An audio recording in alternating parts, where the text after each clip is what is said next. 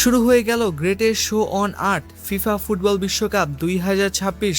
আর প্রথম দিনে এমন কিছু ঘটে গেল যা বিশ্বকাপের গত 96 বছর ইতিহাসে ফুটবল বিশ্ব আগে কখনো দেখেনি। উদ্বোধনী দিনেই ভেঙে চুরমার হয়ে গেল দুটি অবিশ্বাস্য রেকর্ড। প্রথম ম্যাচে ইতিহাস গড়েছেন স্বাগতিক দেশ মেক্সিকোর তরুণ সেন্সেশন গিলমাতো মোরা। ম্যাচের 66 মিনিটে যখন তিনি মাঠে নামেন তখন তার বয়স ছিল মাত্র 17 বছর 240 দিন। আর তাতেই বিশ্বকাপের ইতিহাসে স্বাগতিক দেশের হয়ে মাঠে নামার সর্বকনিষ্ঠ খেলোয়াড় হিসেবে নিজের নাম লেখালেন তিনি।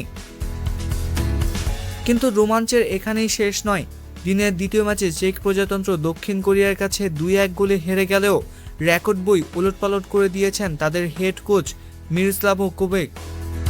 74 বছর 284 দিন বয়সে ডাগ আউটে দাঁড়িয়েছেন তিনি, গড়েছেন বিশ্বকাপ ইতিহাসে সবচেয়ে বয়স্ক হেড কোচ হওয়ার অনন্য কীর্তি।